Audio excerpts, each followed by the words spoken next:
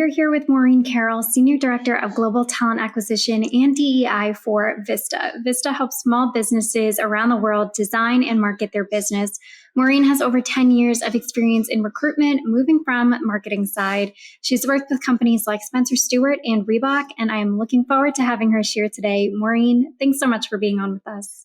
Yeah, it's great to be here today, Lisa. Start by telling us more about Vista, your role, and some of the previous experiences that led you to the role.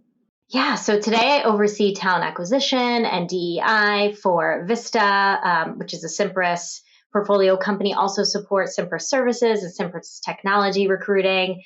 So it's a really exciting remit supporting our 7,000 person team member base globally, and have been in this role about 3.5 years. I joined at the start of a transformation. The founder and CEO had stepped back in, and really just thinking about the next 5 to 10 years of the organization, and really being known as a business print marketing partner, and how we've expanded our capabilities and looked to really be that partner to small businesses in so many ways, from print, digital, and marketing services and beyond. So it's been exciting. We've done, some really significant hiring over the past 2 years, and it's been fun to sort of reinvent the function and then stand up really sort of the first central DEI team within the Vista organization. Now, Vista is a remote-first company, and during our initial conversation, I was really excited to hear some of the steps the company takes to ensure that remote work is successful, that remote-first work is successful, and that employees still feel like they have the ability to access tools beyond any feelings of isolation that remote-first work could bring. So I would love if you could spend some time sharing with us kind of a holistic picture of how Vista approaches remote first work and some of the mindsets and tangible programs and tools you guys implement. Yeah, remote first has been a really exciting journey. We, like most other organizations, were remote forced in the spring of 2020, and really pretty quickly made the transition to working efficiently remotely, and started just surveying team members, like, how is this working for you? What are the tools that you need? How many days a week do you think you'd want to go back to an office? And the results were, pretty surprising. So very early on in August of 2020, we really committed to becoming a remote first organization. And, we've continued to pulse team members on what's working well for them, and if they believe this has become a towering strength of our culture. And in our most recent survey, more than 90% of team members strongly agreed that remote first will be good for our company over the long term, that we're on track for it to be a towering strength of our culture, and that 81% felt like their work-life harmony had improved since going remote. So we really took very team member feedback driven approach to making this decision, and then ensuring that we're delivering on it along the way. I think one really important component of our remote first journey is that we're not remote only. Like, this is a really important distinction.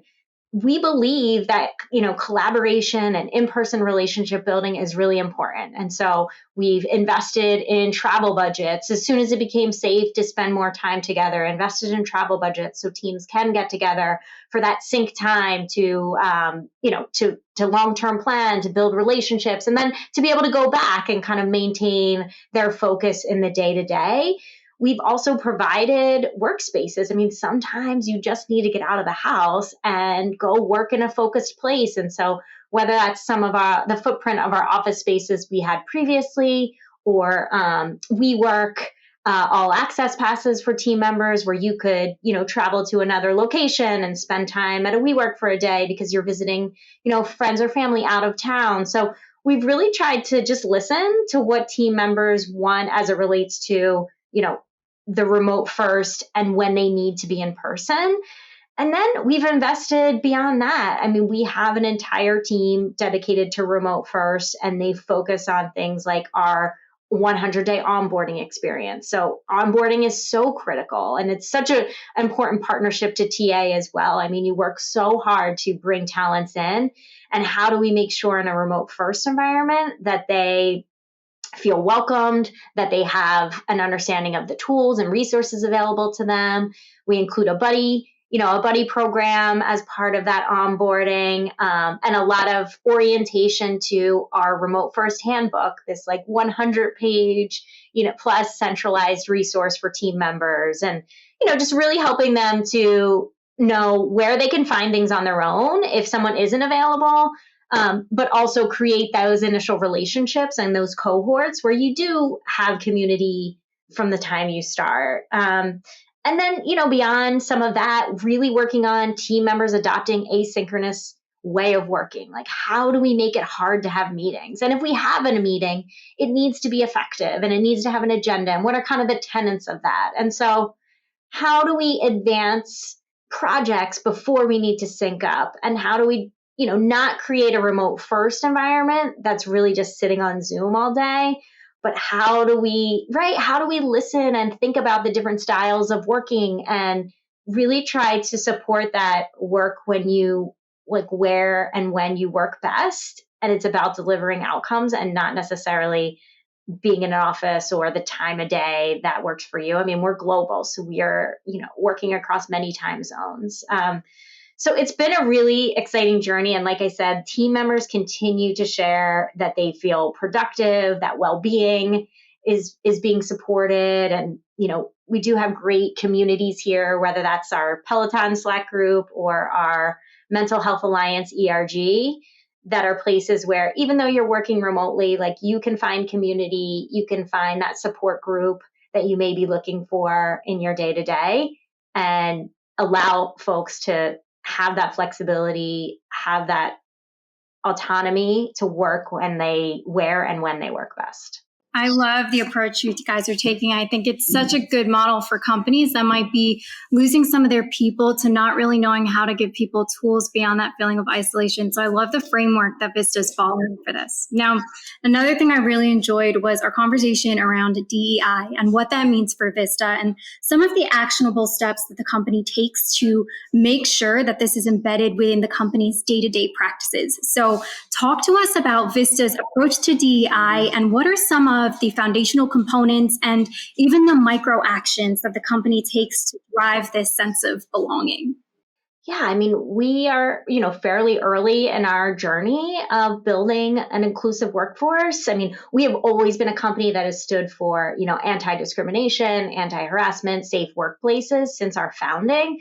But I think as we've evolved that over the years and thinking more about creating inclusive work place for our global team members and what that means for everyone, we've really tried to take an approach of, having education and awareness. It's so important. We want to educate folks on what microaggressions look like, how they show up, and how to, mitigate those. But it's also about like the proactive piece and these, what I'd say are like micro actions that one can take in their day to day. So it's not just, reminding and sort of flexing your muscle to be aware of microaggression and how that shows up, but also what are the everyday things? Like, what do pronouns at work mean and why do they matter to team members, and how can we incorporate them in our day-to-day? How can we, have more inclusive recruiting processes? We have an inclusive recruiting guide, inclusive meetings, inclusive communications, like how you build a slide or how you build a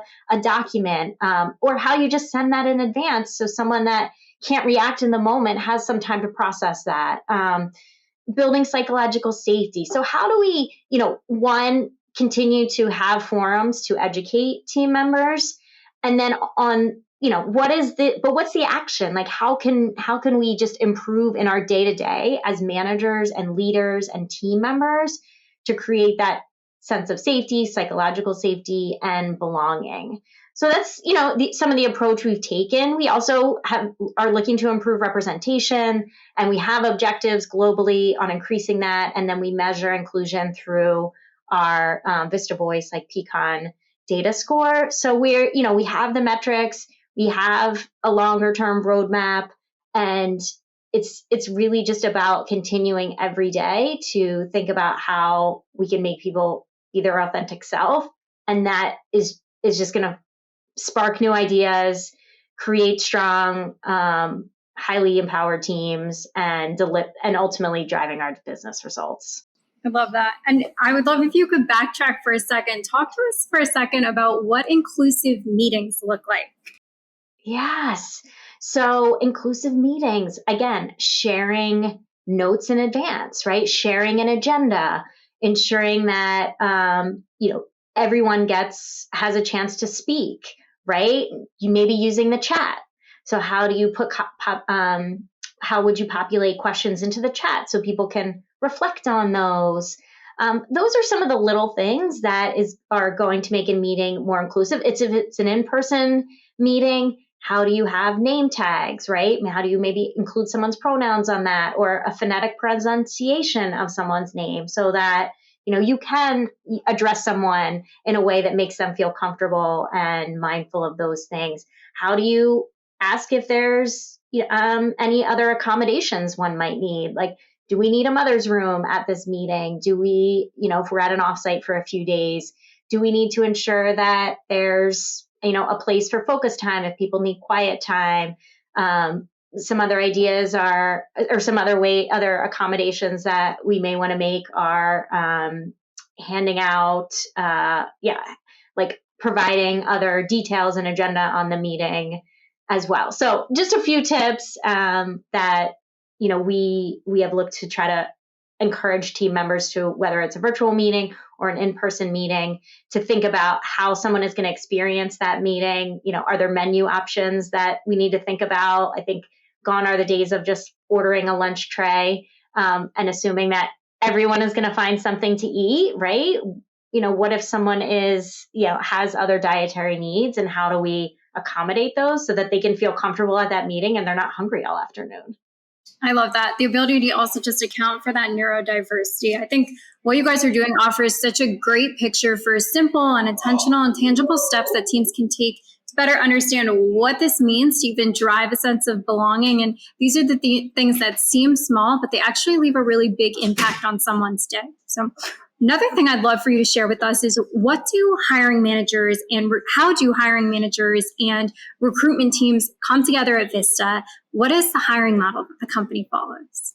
Yeah, so we've been slowly sort of rebuilding and relentlessly improving our hiring model here at Vista. And I think what we've tried to instill in hiring managers and across the company is that we are all recruiters. Like, the we are all recruiters mindset. Like, this is a partnership, this is a team sport, and we are going to win together. Like, the recruiter is here to advise you, bring their subject matter expertise, bring some of the market knowledge that they have, but we need a hiring manager to engage with us really deeply and sit down and build a strategy and say, like, this is what I'm looking to add to my team. Also, maybe I'm going to have my team sit down and do a sourcing party, and we're going to populate a bunch of names into LinkedIn, whether it's from our network or just profiles we like, so that the recruiter can get off to a fast start. Maybe there's a position where the first screen with the recruiter isn't the right approach. Maybe it's a chat with the hiring manager, and that's an investment of time.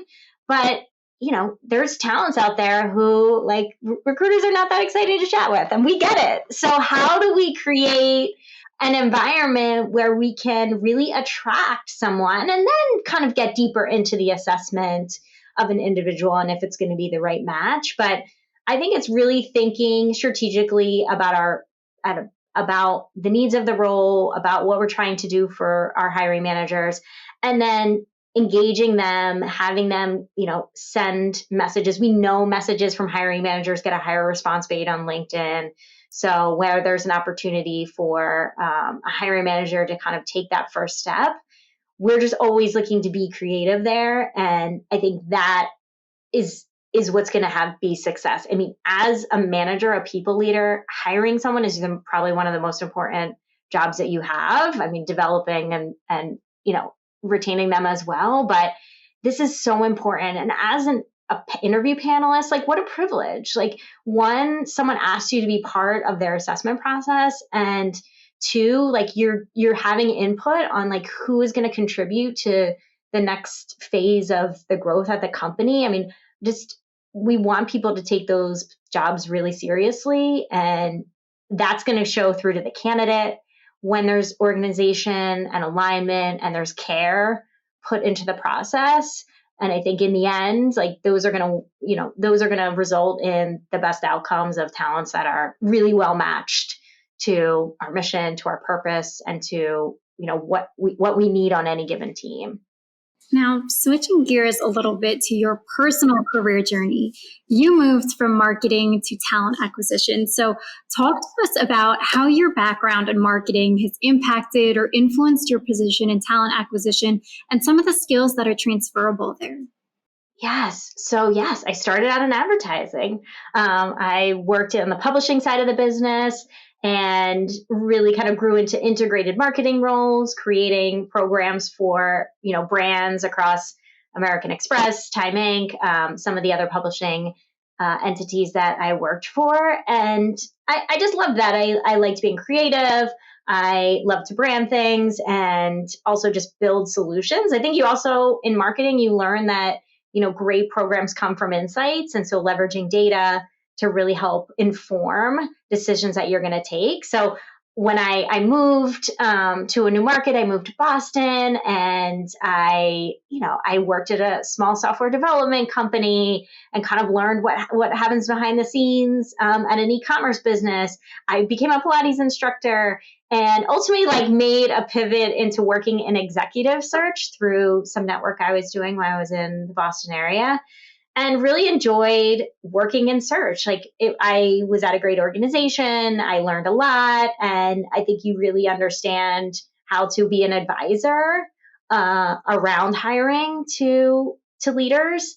And also just how to recruit, how to tell a story that's exciting to someone, and then how to assess if you think their experience is going to be the right experience at the right time at any given, new company. And so was great to spend time in exec search. When I wanted to move to an in-house opportunity, I was really excited about the opportunity of kind of the full remit of talent leaders around employer branding and talent attraction, and sort of leveraging some of that creative experience and skills that I had. And that really helped. And I think even further in coming to Vista and in creating hiring programs or hiring approaches, really branding that, creating a system and getting people to rally behind it and engage in it.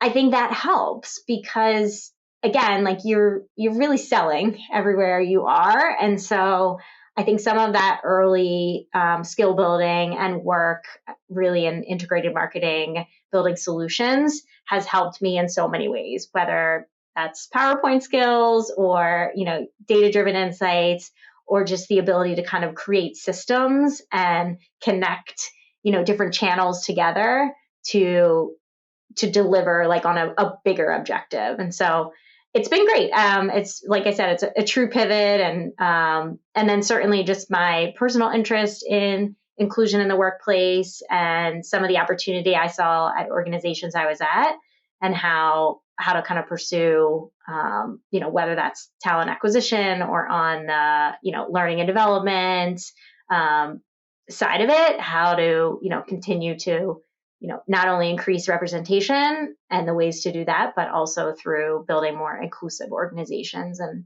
those micro actions that we talked about earlier. Last question for you, Maureen. At Solvable, we're all about what drives purpose and meaning for people at work. So I would love to know what drives purpose and meaning for you at Vista. Yeah, well, I think Vista has some obvious extensions there for me. I mean, we are here to help small businesses, and it's the coffee shop around the corner that you love, or the taco truck, or, that landscaper who's just starting out and looking to, have economic empowerment through building, a lawn mowing business. And so what I love is we're showing up every day as a tech company to help a small business owner not have to get an MBA in marketing, but to be able to focus on what they're really good at, right? And whether that's the cupcakes or the coffee or the gardening. And so I think that gives a lot of purpose, is kind of the direct interaction with individuals. And I think in the work, talent is really fun. You you might be calling someone and telling them about a great opportunity they never would have thought about. And so, the talent side is really rewarding as well. And then on the inclusion in the workplace and the diversity, I mean, I think that's just about creating more equity in our society and seeing, all types of people thrive and have opportunity. And that's hard work, but really rewarding when you unlock something in just one person that can improve a situation for someone else. So I am fortunate to find a lot of meaning both in the company I work with and in some of the roles I have in supporting people. And I really get energized by seeing people thrive and grow and develop and finding opportunity for whether it's small business owner or an underrepresented candidate that we want to hire into the organization. Maureen, thank you so much for being on with us today. And thank you all for listening to Architects of Contemporary Hiring.